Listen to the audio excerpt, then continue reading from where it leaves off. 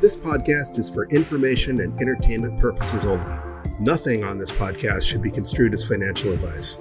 All views expressed on this podcast are solely the opinions of the host and/or any guests that we might have from time to time.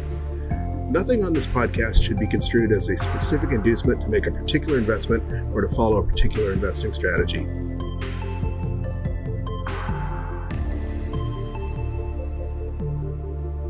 Hello, you sexy sat stackers, and welcome to the latest episode of the Bitcoin Bulletin Podcast.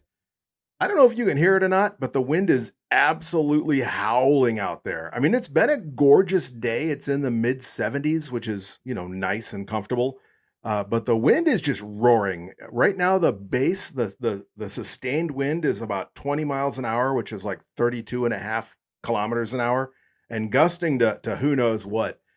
Anyway, I can hear it from in here, inside the studio, whenever we get a good wind gust. So if you hear the building creaking, that's because it's blowing out there. I guess we just had a cold front move through, which is odd because it's warming up. But I guess after the cold front passes through, usually you have some low pressure left behind, so the air rushes in to backfill that, or however that works. This is not a meteorology podcast, though, so I digress. Last week, I led off by asking, did you buy the dip? And of course, if you're DCAing along with us every Wednesday, then you did.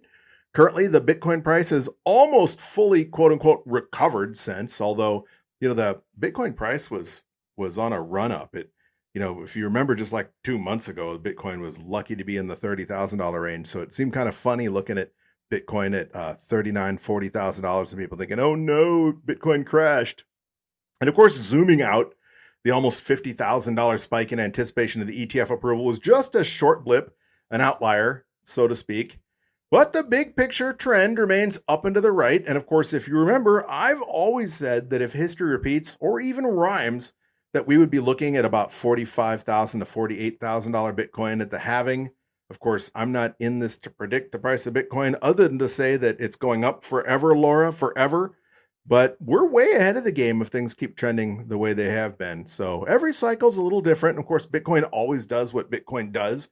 That's why we DCA instead of trying to trade, because nobody knows when Bitcoin's going to go on a run. Nobody knows when it's going to tank. They've always said that Bitcoin makes most of its gains in like 10 days out of the year. So if you're farting around trying to trade Bitcoin, you're going to hose yourself.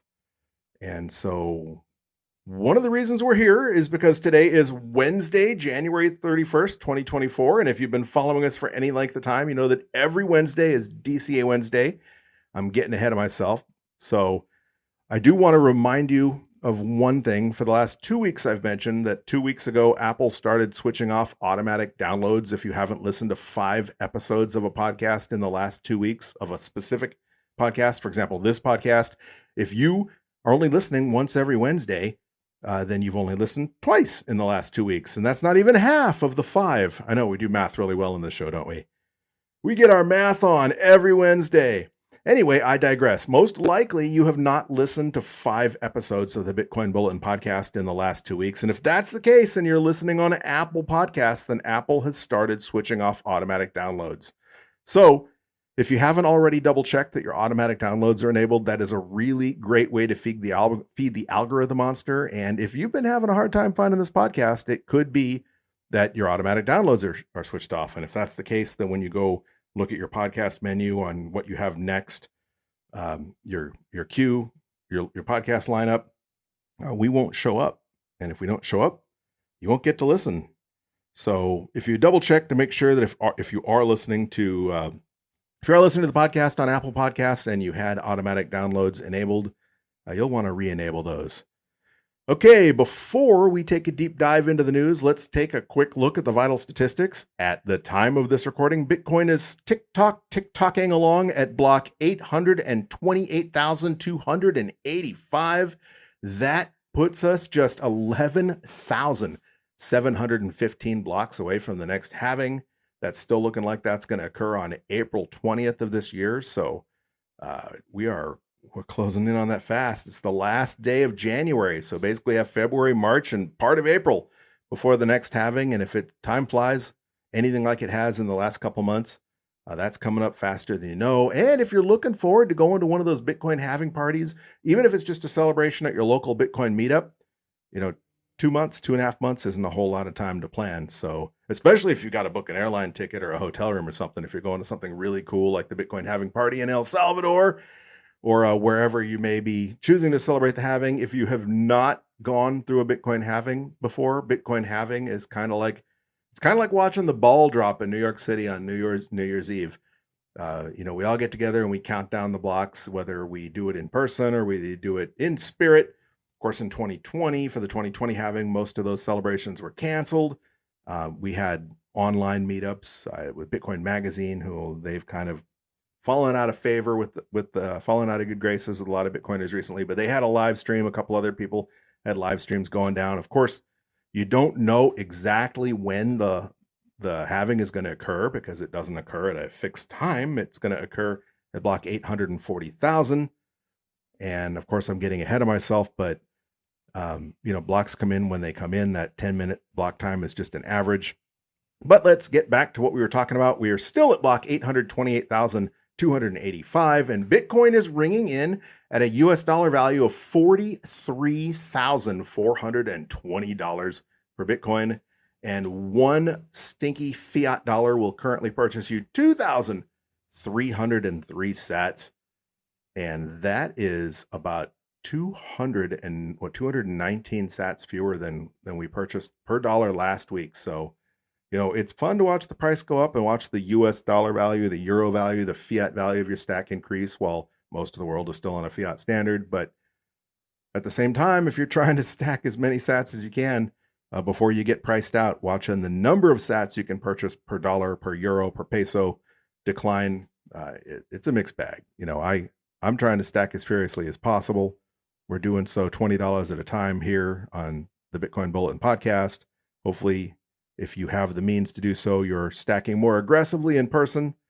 But nonetheless, one cuckbuck, as Marty Bent likes to say, will purchase you 2,303 sats right now. And that is going to trend to zero as well as Bitcoin goes towards infinity. All right. For those of you paying attention, Bitcoin's market cap is up about 100 billion since last week. It ringing in at a market cap of 851.6 billion. Of course, while that is up dramatically from last week, it's pretty much in line with where we've been for the last 2 months.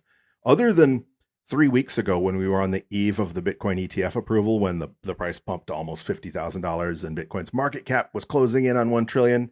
Other than that, you have to go back to the very beginning of December to see a market cap or a Bitcoin price higher than it is today.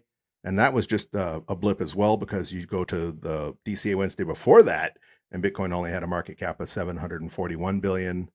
And then the month before that was in the $690 billion range. So market cap's been trending up and to the right, with the exception of the outlier on January 10th when we got that pump in anticipation of the ETFs. Of course, if you look at any of the charts of Bitcoin's prices over history, all those blips, they tend to go away. If you look at the lifetime chart right now, you see the double top from 2021, from the 2020 halving cycle.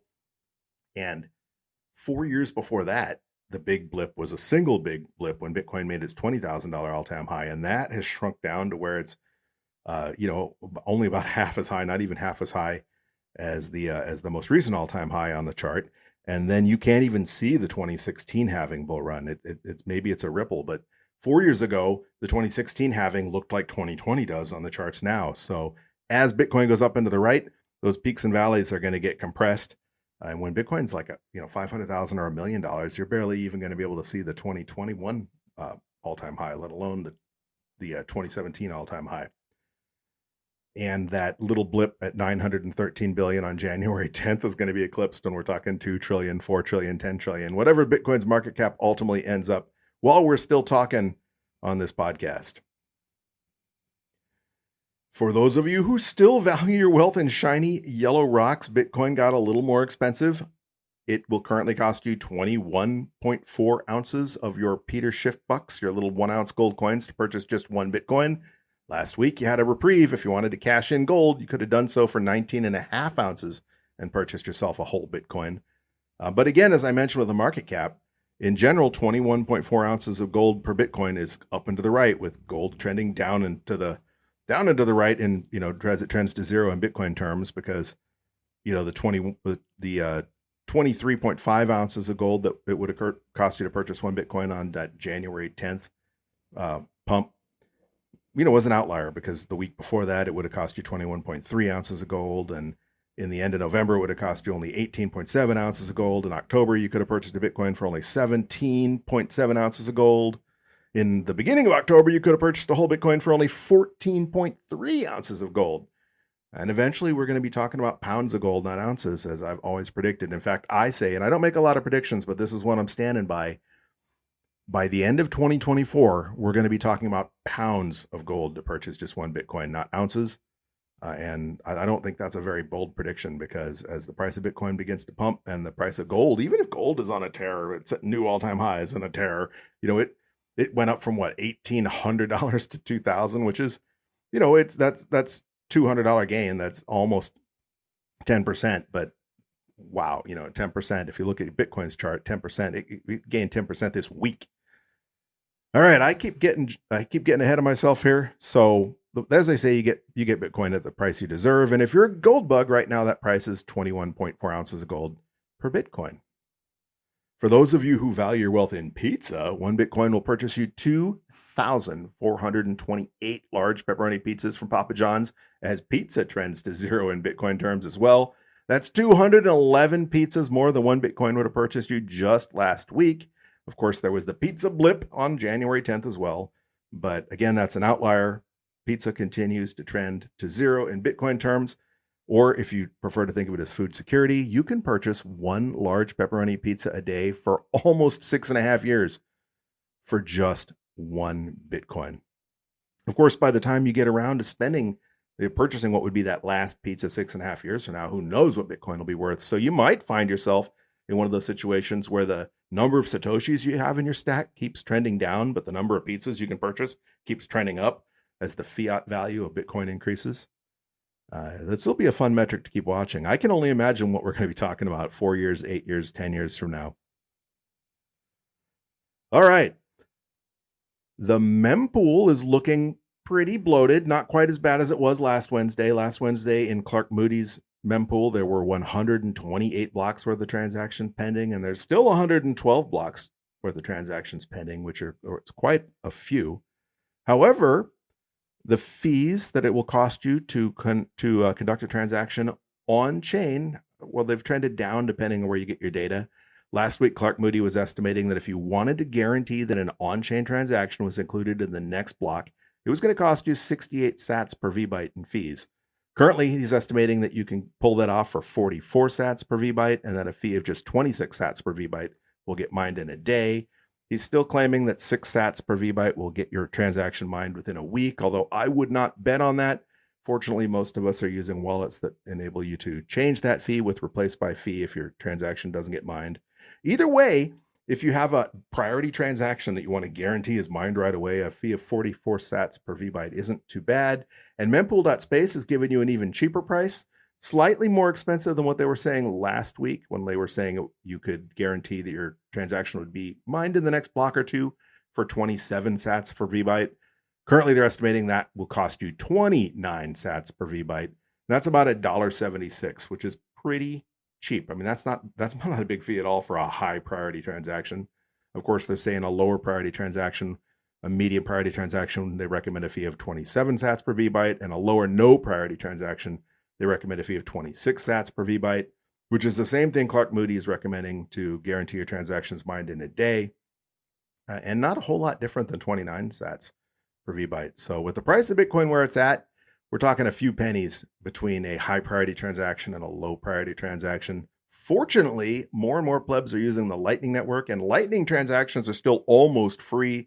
They cost you a handful of Satoshis, period, maybe 29 sats instead of 29 sats per VByte. But, I think we're getting to the point where we're already to the point where I never use on-chain transactions unless I'm moving Bitcoin to my hardware wallet. The last time I purchased anything with Bitcoin is when I bought coffee from the Good Beans in El Salvador Salvadoran coffee is fantastic, plebs. If you haven't tried it, if you don't know anything about El Salvador or their coffee or their history of being a coffee producing nation, scroll back through our episodes, because we did an interview over an hour with Gabe from Good Beans. And we spoke about Bitcoin, we spoke about Mayan culture, but predominantly we spoke about coffee. Anyway, I'm getting ahead of myself. That's the last time I purchased anything with Bitcoin, and that was using the Lightning Network, because you can pay by Lightning. So that transaction was basically free. And so we're already at the point where we're only moving large amounts of Bitcoin or conducting huge transactions on chain. Eventually, I think it's only going to be central banks or big corporations moving their treasuries around on chain. We're not gonna be using, even if we're not using Lightning, even if we're using one of the side chains or drive chains that are coming out in the future, whatever the tech is, 5-10 years from now, I think governments, corporations, central banks will be moving large amounts, billions of dollars on chain, and us plebs will be using a side chain or some other layer 2 solution. I already am, and even if Lightning doesn't improve radically, it's already incredibly useful. And if you look at where the internet was, where email was, when email was only 15 years old, nobody was using it. College computer science professors were using it. IT wasn't even really a thing. And then we had AOL come out, in the 90s, and that's when your grandma got her first email address, and she's probably still using AOL. I didn't even know it was still around, but apparently it still is. And then, then email was included in your phones, et cetera, and it just became easy to use. And eventually, as Bitcoin goes more mainstream, it's going to be more integrated, and there will be more research and development put into second layer solutions. And maybe iPhone will have its own second layer solution, and Android phones will have their own second layer solution. But either way, we'll be conducting on layer 2 or layer 3 instead of the base chain. And so those expensive transaction fees will not matter to the average pleb, unless you're trying to move your stack. You're giving a chunk of your stack away to your grandchildren, or buying a Citadel. Who knows? I'm getting distracted again. That metric that I like to follow, the one that's been my favorite metric for the entire history of this podcast, Bitcoin's 24-hour average transaction rate, is proving itself once again. Last week we saw a big dip in on-chain transaction volume, and that corresponded with a decrease in price. And this week, transaction volume's way up and price is back up. Last week we were looking at an average of 4.31 seconds, 4.31 transactions per second on chain. And right now, transactions are zooming in with an average of 5.90 transactions per second. So that metric still holds, even though ordinals, inscriptions, BRC20 tokens, stamps, what have you, has kind of warped it as far as the overall number, the size, the number of transactions per second coming in. If you've been listening to the podcast since before the ordinals and inscriptions debacle, since before Taproot, that anytime we had more than, say, I used to say pi, more than 3.14 transactions per second, Bitcoin price was usually trending up. And then when it was under 3.14 transactions per second, price was trending down. Obviously, if we only saw 3.14 transactions per second right now, the price would probably be tanking if that metric remains true. And again, that's not anybody's official TA. It's just something that I have noticed in the 2.5 years I've been doing this podcast. And I just find it interesting, find it intriguing. And hopefully you do too, because I'm going to continue to talk about it every week when we go over the statistics on the Bitcoin Bulletin podcast. Speaking of statistics, speaking of on-chain transactions, it's been about 2 weeks since the last Bitcoin mining difficulty adjustment. As you know, the Bitcoin Core protocol adjusts the difficulty that it takes for a miner to find a block every 2016 blocks, which in theory, in human time frame, is about every 2 weeks. And we are coming up on the next difficulty adjustment. That's 291 blocks away. And depending on where you get your data, it's going to be a whopper of an increase, anywhere from 6.55 to 7.2%. And that's looking like that's going to occur on February 2nd. So about 2 days from now. That is because blocks are screaming in right now. They're averaging 9 minutes and 21 seconds, way faster than the 10 minutes that the protocol aims for. More than 20 seconds, 25 seconds faster than last week when they were screaming in at 9.46 transactions per second. Of course, most of that is because, as I mentioned in the last 2 episodes, we had that big cold front move through. Hell froze over, so to speak. It got really cold in Texas. It got really cold everywhere. if you pay attention to pop culture, you saw Taylor Swift wearing that big fluffy parka with her boyfriend's jersey painted on it for the playoff game, because it was the coldest, one of the coldest NFL games ever played.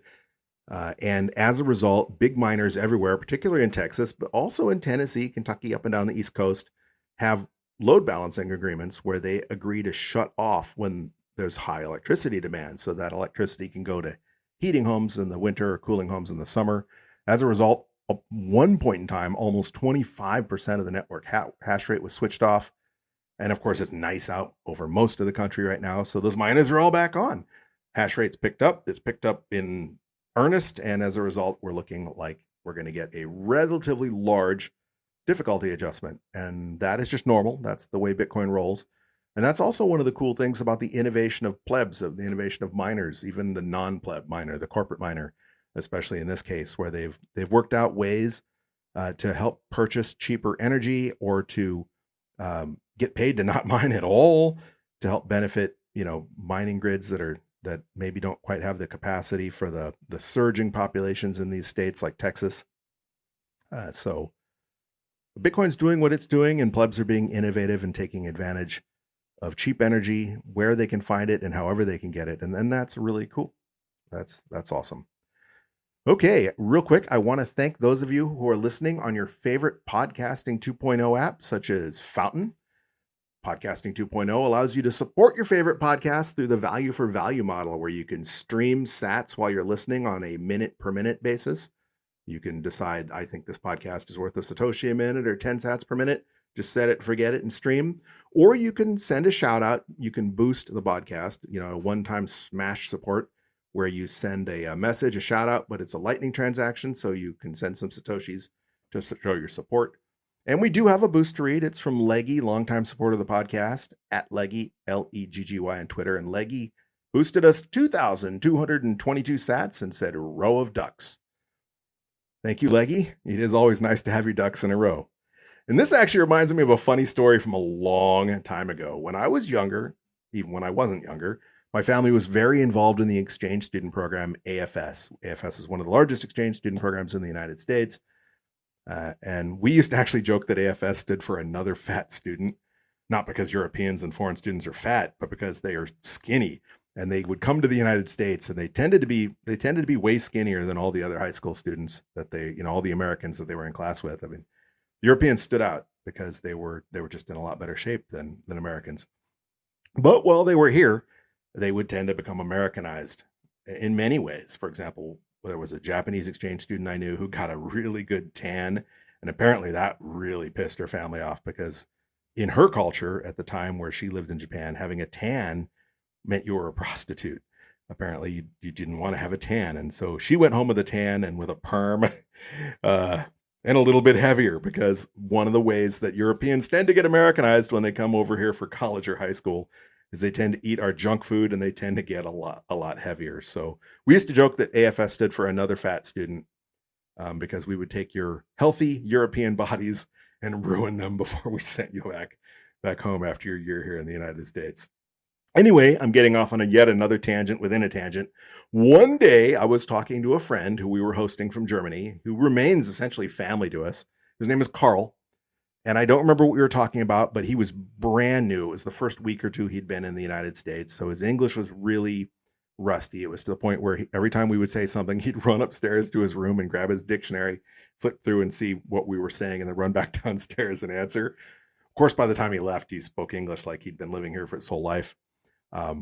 But he had a lot to learn. And because, we have slang, everyone has their slang, their sayings, their meanings that are just weird. And the English language can be weird anyway, because it's bits and pieces of other languages woven together, as many languages are. But anyway, Carl and I were talking about something, and I must have been excited because there's an exclamation in English where you say, holy cow. And I said, holy cow. And Carl hit the floor laughing. He was just rolling. I mean, the rest of the year he was here, he'd be like, holy cow. He thought that was really amusing, because the concept of a holy cow to him was just freaking hysterical. Along those lines, my wife sent me something while I was doing the podcast notes, and it's from Facebook. And I guess there's a Facebook group called the Potentially Inappropriate Meme Bureau for Historians and Literaries. And it was discussing the different ways to say something like it's the bee's knees in various languages. In fact, it says it's the different ways to say something like it's a bee's knees in various languages are incredible. And that bee's knees are not a phrase that I really use a whole lot, but some people do. And it's the bee's knees means it's really cool, right? And bees don't have knees, obviously. So it probably sounds completely ridiculous to a non-English speaker, like holy cow. So this post goes on to list those ways that other people in other languages say something along the lines of the bee's knees. And it lists, in US English, of course, it's the bee's knees. In UK English, it would be it's the dog's bollocks. In Australian English, apparently, it's the duck's nuts. In Chinese, I'm assuming this is a loose translation, but it says the equivalent expression would be it's the cow's vagina. In Spanish, I guess the equivalent phrase would be it's the cock with onions. I'm assuming rooster and onions. In Dutch, apparently the phrase translates to it's the salmon's little nose. So like a little nose of a fish. If you're from Holland, if you're from the Netherlands, maybe you can DM us and let us know. But that's really amusing. In Finnish, apparently it would translate into it's more than 100 rabbits. And in French, the equivalent expression is it's the baby Jesus in velvet underpants. That might actually be my favorite and a lot closer to the phrase, holy cow. Not that cows and the baby Jesus are similar, although there may or may not have been cows in the manger. I guess it was probably not cows since it was in Bethlehem and might have been ox, right? It was ox. The ox and lamb kept time, pa-rum-pa-pum-pum. All right, that's enough nonsense. But speaking of our geographic distribution of listeners and how you might say the bee's knees wherever you are, our geographic distribution of listeners for the podcast has remained unchanged this week. As usual, the top 10 are number 1, the United States, where more than half of you are listening, and probably some of you use the term the bee's knees. Number 2 remains Argentina. So again, muchos gracias, amigos, in Argentina. Number 3 remains Germany, where apparently holy cow is funnier than it is here. So Dankeschön, mein Freunds, in Deutschland. Number 4 remains Luxembourg. Again, Dankeschön, mein Freunds, in Luxembourg, or Morien. Number 5 remains Canada. Nobody explained what they say in Canada. Do they say the bee's knees or do they say the dog's bollocks? Or I guess again, French Canada, the baby Jesus in velvet underpants. So whatever you say in Canada, thank you for listening. Hopefully the weather's a little nicer up there because it certainly is nicer down here. Number 6 remains Spain. So muchos gracias, amigos, in Spain. And I guess it's the cock with onions to those of you listening in Spain. Number 7 remains Colombia. So muchas gracias, amigos, in Colombia. Number 8 remains Sweden, where I still don't know how to say hello or thank you in Swedish. I guess I'm going to have to take that upon myself and learn it unless one of you reaches out by a DMs me on Twitter at BTC Bulletin Pod, and lets me know how to say hi, hello, thank you to our friends in Sweden, because there are a decent number of you listening because you're the number 8 country in the top 10. Number 9 remains the United Kingdom, where hopefully you think this podcast is the dog's bollocks. So thank you to those of you listening in the UK. Number 10 remains Venezuela. Again, muchos gracias, amigos, in Venezuela. And thank you to all of you listening, regardless of where you're listening from. It's really, really cool to have such an international audience. Despite the fact that I'm here in the United States and this is an English language podcast, it's cool that so many of you are from countries where English is not the native language. All right, on to the news. As we mentioned, the price is what a lot of people are talking about, and the price is back up. Although some people still consider it a crash, since for like a day we were at like an hour, we were at 49,000 on the eve of the ETFs being proposed. As you remember, I said last week, every time the price of Bitcoin drops, it is a second chance for you to reach your stacking goal, that goal that you were worried you were going to miss.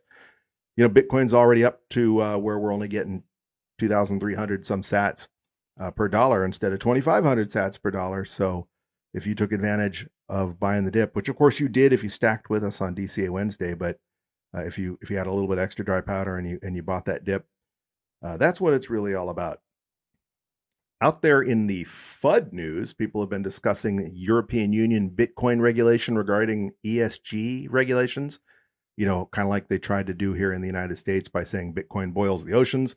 Apparently, the EU is planning some sort of Bitcoin mining crackdown. Beingincrypto.com reported the EU could be planning a Bitcoin mining crackdown in 2025. The European Commission is reportedly planning to label Bitcoin as environmentally harmful and a threat to EU energy security. The EC's proposed measures include carbon taxes and the authority for the ECB to create ESG rules around Bitcoin investments. So not just mining, but who can and cannot invest in Bitcoin. The article goes on to say on January 31st, crypto environmentalist and venture capital investor Daniel Batten shared a section of a report by the European Commission highlighting its plans to curtail crypto. It continues to say, according to a posted section of the report, it paves the way for a de facto EU ban on Bitcoin mining in 2025.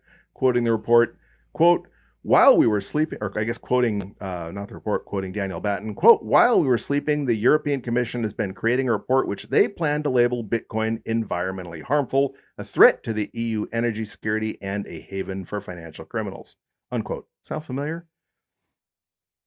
It proposes additional measures to curtail mining activities. These include carbon taxes, the ability of the EU members to shut off power to BCT miners for, quote, energy security reasons. Additionally, it will formally label BTC as harmful to the environment. Yeah, sucks to be a miner in a Bitcoin miner in the EU if that happens. But you know what happens if that happens? Your miners are going to move to Texas, and you're just going to miss out. You're going to miss out on the revenue. You're going to miss out on the load balancing. You're going to miss out on the benefits. But you're not going to be able to stop Bitcoin. You don't need a Bitcoin ETF to buy Bitcoin. You don't even need Coinbase or Kraken or any exchange to buy Bitcoin. Back in the day, you used to go to a Bitcoin meetup. Even the first Bitcoin exchange, what was it called? It was in New York City, and it was like an old-fashioned stock market where people stand up and they shout, I've got Bitcoin for sale, and everybody waves their offers, like they're on the floor of the New York Stock Exchange. I don't remember what it was called, but it was like one of the first Bitcoin exchanges, and it was still face-to-face, old school. That's the best way to buy Bitcoin because it's KYC free. Nobody knows necessarily who you are or where that Bitcoin's going. And so it's Bitcoin the way Bitcoin was intended to be used, peer to peer, like Satoshi said in the white paper, using it as a peer to peer electronic currency. So the only thing you can do by regulating Bitcoin is regulating yourself out of Bitcoin. The EU has been decent for Bitcoiners in many ways. For example, my friends in Germany, they don't have to pay a capital gains tax, or many European countries don't have to pay a capital gains tax if you've had your Bitcoin at least a year, I believe it is. But those days may be coming to an end, and the EU has often been more socialist, more heavily regulated than the United States. We have a specific constitution here that in theory prohibits the things the government can do. So maybe it's not that we don't have as many power-hungry politicians here. It's just that they have more hoops to jump through. But of course, the old saying used to be, the U.S. innovates, Europe regulates, and China copies. And that kind of holds true when we're talking about Bitcoin regulation. Speaking of Bitcoin investment, the Bitcoin ETF ads continue to roll out now that the Bitcoin ETFs are live. And along those lines, it used to be against the policy to regulate, to advertise any kind of Bitcoin services on Google. You'd never see an ad on any of the Google products for Bitcoin. Apparently, Google is changing its policy to at least allow spot Bitcoin ETFs to advertise. If you remember, in 2018, Google banned all Bitcoin advertising. Someone, I don't remember what podcast it was, went on to point out that BlackRock owns 6% of Google. So if BlackRock is one of the majority investors in Google, 6% doesn't seem like a lot, but when you figure the average person out there owns a billionth of a percent, to actually get a 1% ownership stake is a lot. To have a 10% ownership stake is oftentimes a controlling interest in a company. So 6% ownership stake is a big, important ownership stake. They certainly get a lot of sway over Google. So it would make sense that they're going to force or would pressure Google to allow them to advertise their products. Either way, I think these ETFs are going to be a major step, a major tool in quote unquote normalizing Bitcoin with the normies. Do not underestimate the power of seeing Bitcoin commercials, seeing Bitcoin commercials will have on the masses. If and when they run an ETF commercial on the Super Bowl, there's a reason that Bud Light's trying to make their big comeback on the Super Bowl, because commercials work. Celebrity endorsements work. Advertising works. the average person out there just wants to be cool. They're going to do whatever Oprah Winfrey or whatever Taylor Swift tells them to do. And seeing these commercials, even if that doesn't make people run out and purchase Bitcoin, it's going to mean that, hey, look, Bitcoin is a real product. My bank is selling Bitcoin. My financial advisor is selling Bitcoin. I could put Bitcoin in my IRA now. It's not just for buying drugs on the dark web like I thought it was. It's not just so that Jamie Dimon can use something other than his bank to launder Jeffrey Epstein's money or to launder money for the drug cartels. Maybe it's just another thing that might not pop in their head that it's the thing, but if it pops into their head that it is a normal thing, just like anything else in their life, then maybe they will learn about it, and then it will become the thing in their mind. That being said, apparently Franklin Templeton Fund has weak hands. They are not closing out their ETF, but they have removed their laser eyes. The speculation on this is probably because they're planning on offering S-Coin, altcoin ETFs as well, and the laser eye till 100K thing is, was symbolic of Bitcoin, not crypto. So who knows? Or it just didn't appeal to their average person. They did it for fun, but for whatever the case may be, it didn't even last 2 weeks. If you don't remember, Franklin Templeton had their Twitter profile, their Benjamin Franklin logo. They put laser eyes on it on Twitter when the ETFs were approved. Speaking of ETFs, another big question is, have the GBTC outflows slowed? I think the answer is yes, they have, at least for now. I mean, it would be reasonable to believe that more selling is in the cards, especially, as the price runs up and people start eyeing profit taking, people that are trading, like the day trader mentality, or even people that are still holding Bitcoin, that they're holding it at a loss. Once they're in profit, maybe some of those will say, oh, now is the time for me to dump my GBTC finally. So it does, however, seem like the worst is over, at least in terms of massive dumps. Like last week when we saw the FTX GBTC liquidated, $1 billion of FTX's GBTC being liquidated. And that was certainly, I think, responsible in part for that pullback from the ETF approval hype down to, the $39,000, $38,000 range. However, as always, there is potential more Bitcoin to be dumped. For example, the New York Times ran a headline just yesterday. German authorities seized $2 billion worth of Bitcoin. The police described the transfer of funds as the most extensive seizure of Bitcoin by law enforcement in the Federal Republic of Germany. So, and then just 4 hours ago, CoinDesk ran the headline, UK police seized nearly $1.8 billion of Bitcoin from investment fraud in China. I guess they quote the Financial Times on that. A London court heard of the seizure Tuesday as part of the trial of Jian Wen, who is accused of laundering Bitcoin on behalf of her former employee, Yadi Zhang, FT reported. So the point being, there's other Bitcoin out there that is eventually going to get dumped on the market. I heard the Cafe Bitcoin podcast today. Someone accused the U.S. government of having weak hands because they were liquidating their Bitcoin. I'm not an attorney, but I do have experience a little bit with seizure, civil forfeiture laws. And in general, in the United States, the government is required to dispose of assets. It's not a matter of weak hands. If they seize cash, that's a different thing. But anything other than US dollars, they have to dump. The only time that the government can take your property of any kind and keep it for the public good are in cases of eminent domain. And usually they're seizing land because they want to build a road, although sometimes they'll seize ridiculous things. Like I remember a case in Phoenix, actually it was Mesa, Arizona, which is East Valley, part of Phoenix in Arizona. And they seized a Ma and Pa drugstore because Walgreens wanted to put a drugstore there. And so they said, well, it's in the public good to have a bigger nationwide drugstore there, which is beyond arguably bad to replace a Ma and Pa with a chain and say that's in the public interest. But they did, or at least they did until they had that overturned in court.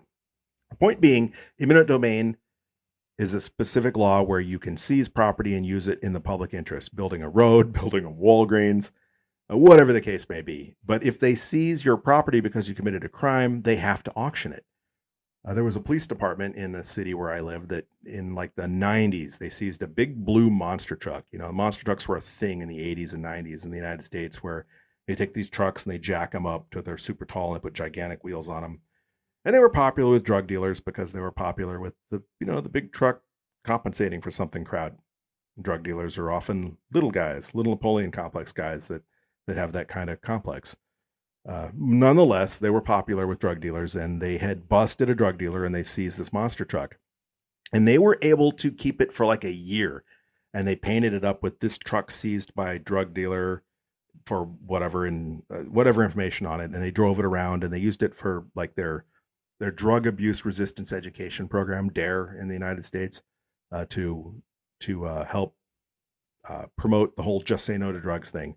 But ultimately, the city was forced to liquidate it because they couldn't keep it permanently because it was a seized asset, and by law, it had to be disposed of. Once it was disposed of at auction, the government can keep the cash, but they couldn't keep the truck. And that's a good thing, right? Because if you have something neat and shiny, you don't want the government just to be able to just take it and say, oh, it's in the public interest that we're going to seize your car. It's in the public interest we're going to seize your house. It's in the public interest we're going to seize your boat. It's in the public interest we're going to seize your Bitcoin just because they can keep it. Arguably, if they can take your house or your Bitcoin and sell it for US dollars, they still benefit. So there's still incentive there. And that whole thing is just another ball of wax to speak of. Speaking of the bee's knees, right? Ball of wax, another idiom. But regardless of whether civil asset forfeiture is horrible, as if it's a violation of your rights or not, and it is, but whether it is or not, the current way it works is that they have to dispose of the asset. So any Bitcoin seized by the United States government until the law changes is going to be disposed of. Likewise, the Bitcoin seized by Germany and the Bitcoin seized by the UK will probably be dumped as well. When it is, that's $2 billion of the Bitcoin that's going to go on the market. That will obviously have some sort of effect on the price. Obviously, the more mainstream Bitcoin becomes, the less and less of an effect that will have. For example, the $1 billion of the Bitcoin Plus, I think it was $2 billion total, $1 billion from FTX alone, that was dumped on the market. It crashed the price of Bitcoin. And by crashed, it only took it down to where it was before the pump. For less than a week, here we are a week later, and the price is higher than it had been all month. Maybe not 50, but that was euphoria. That was maybe an overshoot for where we should be because, people were excited. And just like when we go on our bull run after the halving, eventually the price of Bitcoin gets too high. We get the euphoria phase where everyone's buying and selling Bitcoin, even people that have no clue about it. You're going to start getting tips on buying Bitcoin from your Uber driver, from little old ladies at the mall, what have you. And then the price of Bitcoin's overvalued, and then you get the retracement. You get the big pullback. So that's kind of what this was on a smaller scale. We had the hype around the ETF, and then we came back to we're back to probably what is a little more reasonable. And then with all the outflows of GBTC finally getting unlocked, all these people that had billions of dollars worth of Bitcoin locked up at Grayscale that wanted out, they've wanted out for years. They got their exit and they took it. And even when it was $1 billion, $2 billion of the Bitcoin, it affected the price of Bitcoin for less than a week. Speaking of prices, a lot of people are talking about the Biden administration trying to take victory laps on Twitter, etc. this week, yesterday and the last day or two, tweeting that prices are coming down and that basically that they've declared victory over inflation. However, Janet Yellen, who's technically part of the administration, kind of conflicted that when she had an interview where she said that, quote, prices are not likely to fall because, of course, she has either a little bit better of an understanding or is at least being a little more honest because, first of all government statistics are bullshit, BS. And especially the inflation statistics. Now, they're not only manipulated in the formula that they have, and of course, remember, they even changed the formula. But even then, it's in the government's best interest to lie about inflation. And so, of course, they do. And part of that lie was that inflation only got to, 9%. If you have purchased anything in the last year or two, you know that 9% is a lie. I just bought a 6-pack of Diet Pepsi for $9. So it used to be you get a soda out of a vending machine for 50 cents. But either way, let's say the price of a 6-pack 2 years ago was something around $3.50. Round it up to $4. Even if it went from 4 to just 8, round the 9 down to 8, that's double. Double is not 9% for 1 month and 6% overall for the year, which is the bullshit they're trying to sell you. Nothing that you have purchased has only gone up 9%. 9% would mean if you normally spend $100 on your grocery bill, you spent $109 this year. It's laughable. And that the nice thing is, even though they lie routinely about inflation, this is a lie they can't get away with because everybody pays their car insurance, everybody buys groceries, everybody has to fuel their gas tank up. So Or if you've got to drive a Tesla, you got to pay for electricity.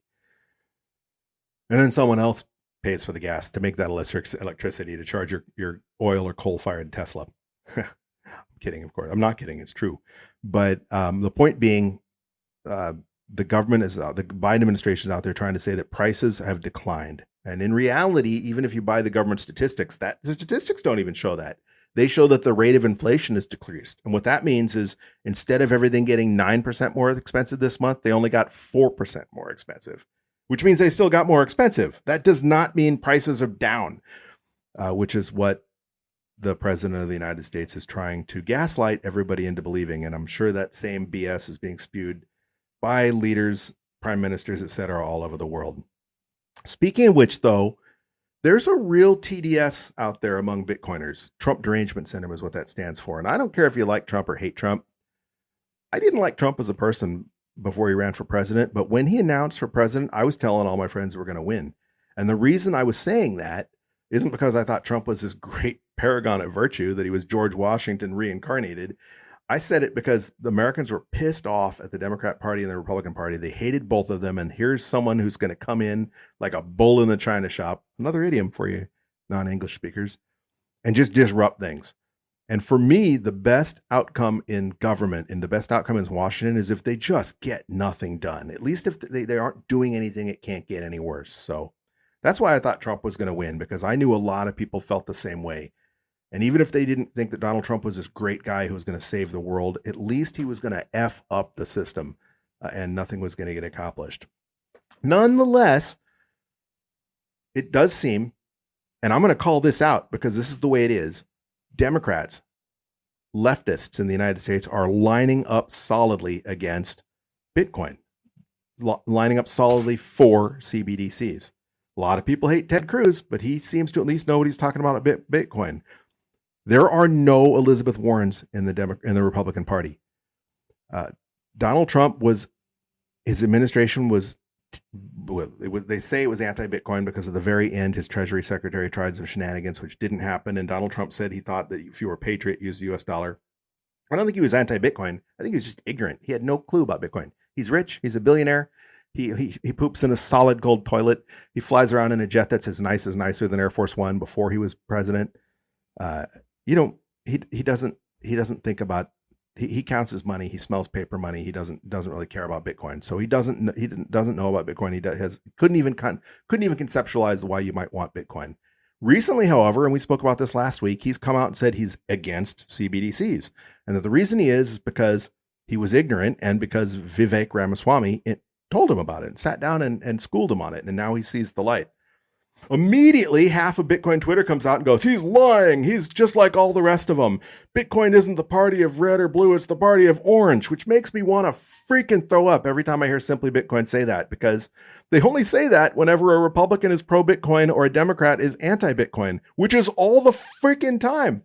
The only Democrat who's ever come out staunchly, firmly supporting Bitcoin, who says all the right things, left the Democrat Party and is running for the president of the United States as an independent because he said the party left him.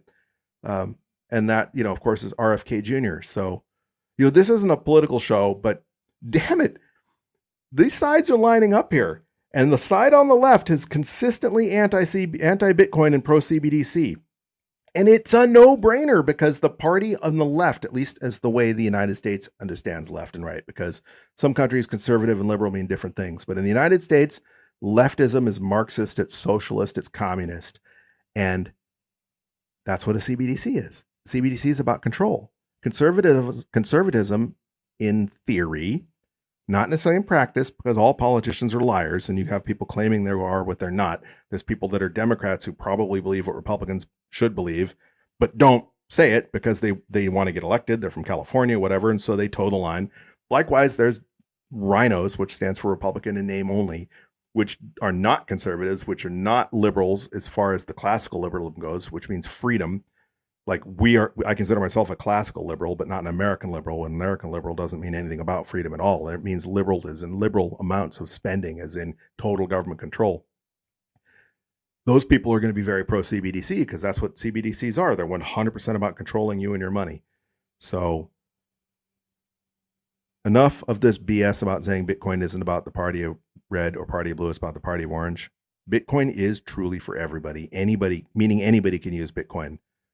But when the parties are lining up against Bitcoin and they're all on one side, you can't put the blinders on. You have to see that in the United States, the Democrat Party is trying their best to rein in Bitcoin, to control Bitcoin. They're letting Elizabeth Warren spearhead this. That is representative of where their party officially stands. So maybe Trump is a liar. Maybe he's a bad guy. But he came out and said he's anti-CBDC. And you got to take him at his word. Who knows? Most likely he's going to be the next president of the United States. If you look at the fact that Joe Biden is widely disdained in this country, he was disdained in this country before he got elected president. I have a lot of friends. I've lived in multiple states. One of the places I lived was in New Mexico, which is a very liberal state, very left state, lots of socialists and leftists. New Mexico is weird because you've got like the MAGA rancher types that, riding horses, the shotguns in their truck, kind of the old West cowboy, John Wayne type, and they're out there on their ranches. But in the cities, you have a lot of leftists. All the big cities in the state are run by Democrats, run by leftists, and everywhere in the United States in general, the teachers unions are like that. But in New Mexico, it's as bad or worse than California. And I have a lot of friends that are teachers in New Mexico. And I was talking about the different candidates with them or listening to what they had to say on social media. And during the primaries, before we knew Biden was going to be the nominee, none of them supported Joe Biden. In fact, one of the teachers I'm not going to name just pointed out there's no way she's going to be able to vote for this creepy rapey, those are her words, creepy rapey Joe Biden. She was going to vote for, I think it was Tulsi Gabbard. And then, of course, when it became Biden, they voted for Biden because they toed the party line. But the point being, he's not even popular within his own party. Just he got the vote from Democrats because Democrats vote Democrat, Republicans vote Republican usually. That's just the way it works. You hold your nose and vote, which is why a lot of people think that RFK Jr. is going to be a big disruptor. Because how did I get off on politics? I guess because it's politicians lining up either for or against Bitcoin. The media is trying to say RFK is going to steal votes away from Republicans or from Donald Trump because people don't like Donald Trump, but they don't want to vote for Biden, so they'll vote for a third party. I think my friends who are lifelong Democrats, and I count a lot of family members in that held their nose and voted for Joe Biden and would absolutely hold their nose and vote for Joe Biden again, have an out. It's the escape hatch, like Bitcoin. Christine Lagarde says Bitcoin's an escape hatch, and if people have an escape hatch, they'll use it. I think RFK Jr. is that escape hatch. I think he is going to do to Joe Biden what Ross Perot did to George Bush, and then later, again, when he ran as an independent and stole 10% of the vote from the Republicans, and that let Bill Clinton get elected as president of the United States with significantly less than half of the vote 2 times in a row. I don't remember what the percentage was, but it was something like 46% of the country only voted for Bill Clinton, but he was able to win because there were 3 candidates running. This shouldn't seem odd to you at all if you're from Europe, where you have like 9 parties running, or whatever country you're from. You at least have the Green Party or whatever, and the Worker Party, whatever. You have multiple parties running, so you end up with a coalition government because nobody gets more than 20 or 30% of the vote. That kind of thing happened in the United States twice when Clinton was running, and it could happen again because I know a lot of good people that are Democrats, and it's not because they're communists. It's because they're old school Democrats, which in the United States used to mean the worker. The Republican Party was the rich country club type, and if you were a mechanic or a farmer, and I have a lot of farming family members from Iowa, etc. Or carpenters union workers were all Democrats, and that then obviously Hillary Clinton went to the unions and went to the coal miners and said, "We're going to put you out of business. We're going to put a lot of you out of business," she said. So the Democrats have thrown away that base.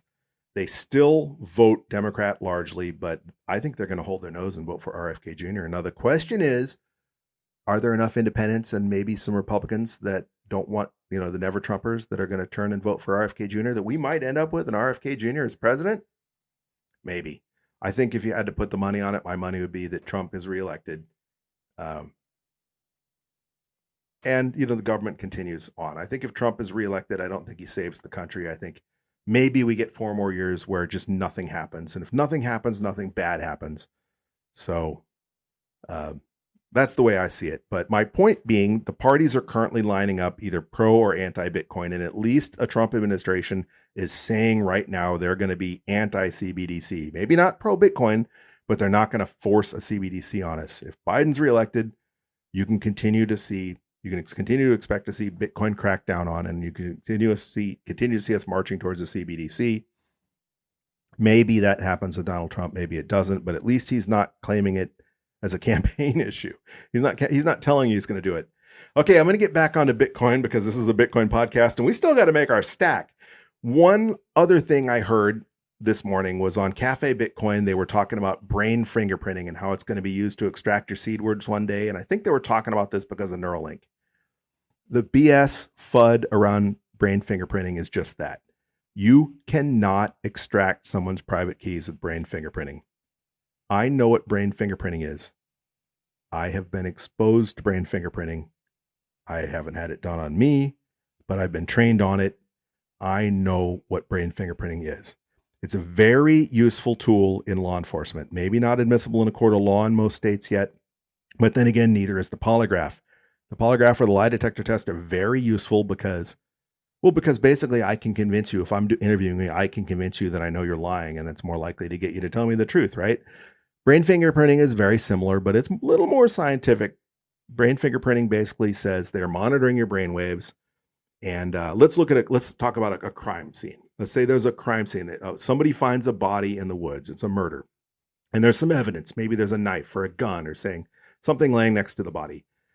And the only people who have seen that crime scene are the bad guy who did it, the police officers that investigated, the detectives that investigated it, and maybe the witness that found it, the person walking their dog that stumbled upon it. If you put any of those on a brain fingerprinting device and you show them a picture of the crime scene, it will light up a very specific portion of their brain activity, and that will mean they've seen this before. If they've never seen it before, it's just a horrifying picture, it will signal a different portion of their brain. And that's what brain fingerprinting is. So it's very useful if I think you're the suspect, I think you're the murderer, and I put you on a brain fingerprinting machine while I'm interviewing you. I show you a picture of the crime scene that no one's seen. This is important. It has to be something no one's seen. Part of the reason the police don't release most of what they know about a case. The media always says the police have no leads. Well, that's not true. The police just haven't told the media. But the point being with brain fingerprinting, if I'm interviewing somebody and they're the suspect and I show them the picture of the crime scene, it's going to light up probably, indicating there's recognition. This is familiar to them. And you can use that as a tool. You can't convict somebody in court saying, aha, they saw it. This is it's pseudoscience in many ways. But then the detective can ratchet down and say, okay, we just ran you through this new brain lie detector. How do you think you did? And suspect, being a sociopath, will probably say, I did fantastic because I'm not guilty. But an average normal person is inherently a truthful person, even though they don't want to get in trouble and they're scared. Their human nature is to not lie. So they're going to buckle probably, and they're going to admit that they know they got caught. And then you get a confession. And that's why brain fingerprinting is useful. Brain fingerprinting cannot extract your seed words. If I wrote down on a paper, let's say one of your seed words is goulash or Sasquatch, and I write Sasquatch on a paper and I hold it up to you, it may very well trigger that's familiar, but that doesn't mean it's one of your seed words. And let's say I successfully write down 24 words and you flash that you recognize all of them. Probably it's because you freaking speak English. But even if it isn't, let's say that I'm able to ascertain that these are 24 words that are seed words. I still don't know what order they're in. They might come from different wallets, different seed phrases. There's just no way to use brain fingerprinting to extract your seed words. It's FUD. Until you could decode the human brain as an actual language and download someone's memory, this is just not going to happen. And personally, I don't think you're ever going to be able to do that because the brain doesn't communicate in a protocol language. The brain is a collection of neurons, and it's in a lot of ways like a processing chip where certain gateways open and close and they can send messages. But a computer then uses that as a language to encode data and to store it or to process it. And a human brain may do that as well, but there's other things we don't understand about how the human brain does that. It's not just 01011001, and you can decode that into, an actual language. So Don't worry about brain fingerprinting. It's BS. If you get arrested for a crime, I'm not an attorney. This is not legal advice, but it's no more effective than a lie detector test, which is also BS. I mean, it's a very useful tool, but it's pseudoscience. It doesn't do what the media tells you. It doesn't do what Hollywood tells you it can do, and neither does brain fingerprinting. All right. As I mentioned, we're coming up on the halving, and I'm talking about FUD anyway. So on social media, it is time for the halving FUD. Usually that involves the minor death spiral FUD. I haven't heard a whole lot about that, but what I have heard are the two branches of thought that the halving is going to do one of two things. It's either going to lead to the super cycle where Bitcoin never crashes and it goes up forever, which is, last three halvings, two halvings, whatever, that's been what people have claimed, or you get the diminishing returns believers. And what diminishing returns means is that every cycle, the halving has become less and less important because going from 25 to 12 is more of a, or 50 to 25 is a greater difference than going from 25 to 12 or 12 to 6. And they've got some data that they used to say that. For example, on Reddit earlier today, a user Peach-555 posted, let's see, second halving 56 times larger than the first, third halving 13 times larger than the second. If the pattern holds, which it probably won't, the fourth halving should be 3.1 times larger than the third, just under $30,000. So basically what that means is we've seen, the Bitcoin 56x'd and then it 13x'd or whatever. And that is a smaller percentage each time. But what we're not taking into account was that the 2020 halving happened during the pandemic and the global lockdown and the global recession, crushing mom and pop businesses. Sure, later people got stimmy checks. Everybody got $1,000 to spend or whatever. But the fact of the matter is the economies were crushed. People were living off their savings. People were racking up credit cards.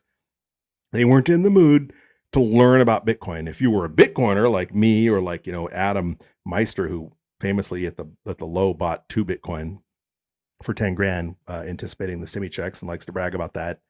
Sure, you did great. But the normies were in no mood to learn about Bitcoin, especially since there was that shenanigans with Elon Musk pumping and then taunting Dogecoin. And there's always some sort of thing. But basically, 2020 was not a normal year when it comes to anything, let alone Bitcoin. If you look at the last 100 years of human history, that was the only 2020 in the last 100 years. You have to go back to the Spanish flu, or whatever to get anything even remotely like that. And that was over 100 years ago. So it was an outlier. I don't think you can take the data from 2020 and say that that's what the next couple halvings is going to be like. The other thing that doesn't take into effect are the money has changed. The ETFs are available now. There's companies like MicroStrategy that have come along and made Bitcoin part of their treasury or all of their treasury. There's countries like El Salvador that have adopted Bitcoin. And when the price pumps and they look like geniuses, more companies are going to want to emulate MicroStrategy and more countries are going to want to emulate El Salvador.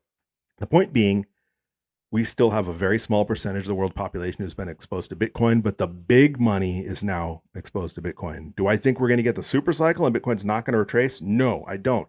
And the reason I think that is because human nature, it's human nature for this to go bigger than it will. Maybe we won't crash as hard as we have the previous couple cycles because the institutions are going to be less likely to panic sell or whatever, but that remains to be seen. Even institutions are governed by people and people are subject to human nature. So I think as long as humans are human, they're going to get excited. They're going to be more exuberance. The price of Bitcoin is going to pump higher than it should. And if that happens, what goes up must come down. So I think we'll see some kind of retracement.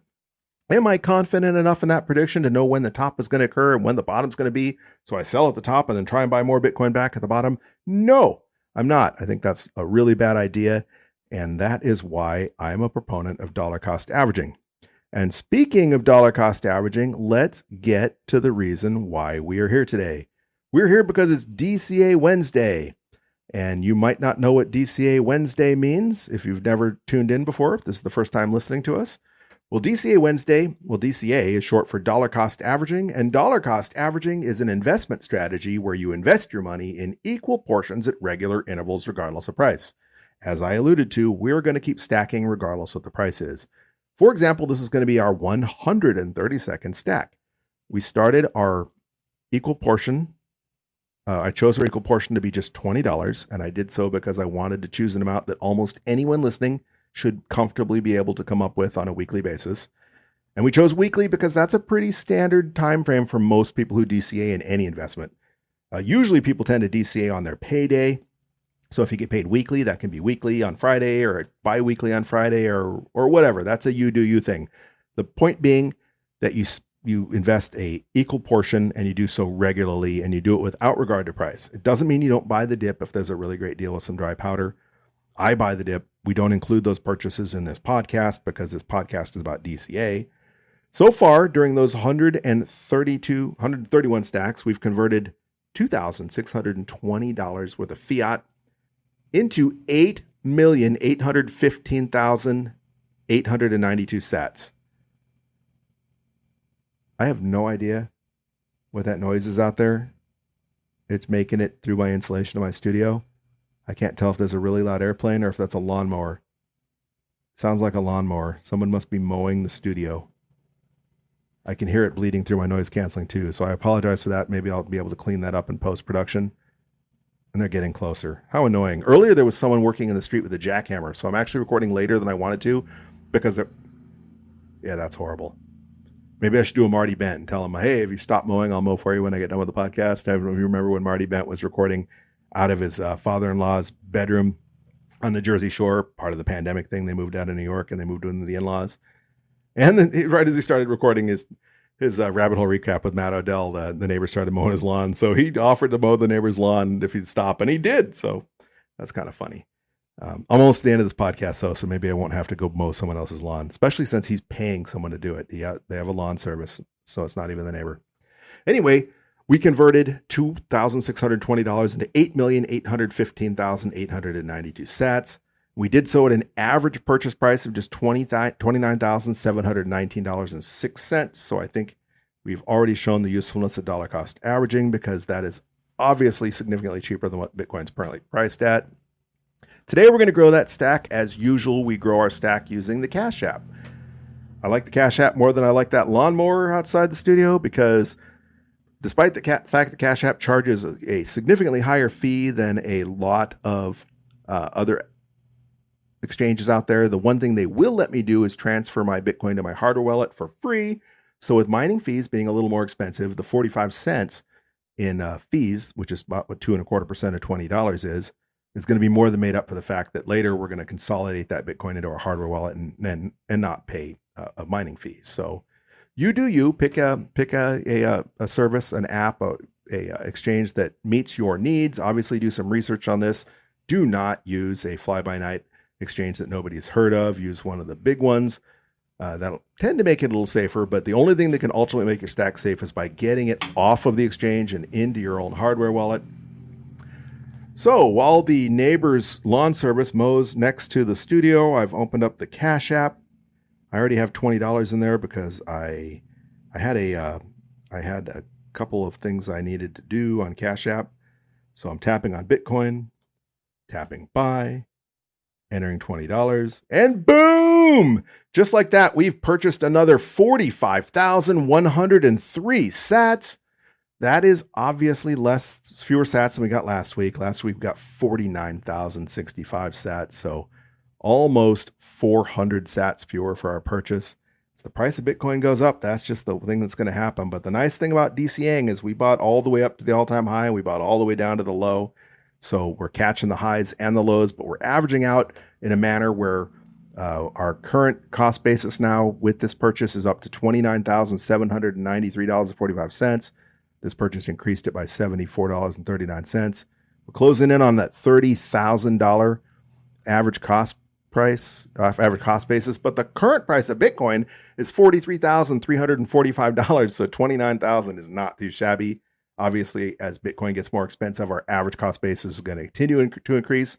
But ideally, we're always going to be better off than had we YOLO'd in. And I think we already proved that because the first DCA Wednesday episode, the price of Bitcoin was over $39,000. So had we YOLO'd in on that day, even though that was 2.5 years ago, we'd have significantly fewer sats, and our average purchase price would be $10,000 more at $39,716 instead of just $29,000 $793. All right, before I wrap this up and let the neighbor's lawn service finish mowing near the studio, I do want to ask you to help support the podcast, and I'm not asking for money. What I am asking for, well, obviously you can support the podcast directly through Podcasting 2.0 on Fountain, like Leggy did, for example. But one of the other really, really helpful ways you can support this podcast is by feeding the algorithm monster. As I mentioned in the intro, you can do that by making sure automatic downloads are enabled, that this podcast is queued up on whatever podcast app you're using. But perhaps even more importantly, if you rate or review this podcast, that helps bump it up in the algorithm to help more people, help this podcast be featured for more people, hopefully exposed to more people, help us orange pill more people. Likewise on Twitter, the podcast Twitter handle is at BTC Bulletin Pod, at BTC Bulletin Pod. Now, I do love to hear from you, so please send me a DM and reach out to us on Twitter and let me know what you think about the podcast, what you like about it, what you don't like about it. But more importantly, just subscribing, following. We're not a subscription basis like a lot of people are now, but just following us on Twitter at BTC Bulletin Pod. We increase the number of followers. It'll increase the frequency that our tweets are seen or featured when people are scrolling through their Twitter feed. And that'll help us orange pill more people because, we tweet about the podcast. And of course, if you do want to support us financially, you can do so, as I mentioned, through Podcasting 2.0 with a boost or a shout out. But you can also tip us on Twitter. There is a Spotify support link that you can click on in the show notes as well. Or we have several referral codes in the show notes. For example, we use Cash App, and they're not a sponsor of the show. But if you like the idea of using Cash App and you're not already using it, if you click on that referral link, you'll get $5 free for signing up, and the podcast will get $5 free as well. So you'll actually get paid to help support the podcast. And there's some other referral codes in the show notes as well for other services that I find useful that are not sponsors as well. Anybody that uses these services like Fold or Strike or Cash App, you'll get your own referral code that you could share with family, friends, etc., and help expose them to Bitcoin as well, and maybe earn some free Satoshis for doing so as well. So that's about that. Again, don't forget to follow us at BTC Bulletin Pod on Twitter. If you are not on Twitter, we are also on Nostr, although not as often as I should be. Their NPub is in the show notes. And if you're neither on Twitter or Nostr, you can always send me an email. My email is bitcoinbulletin@protonmail.com. Either way, don't forget to join us next Wednesday and every Wednesday while we grow that stack, while people are still silly enough to sell us sats for fiat. But until that time, keep on stacking those sats, you sexy sat stackers.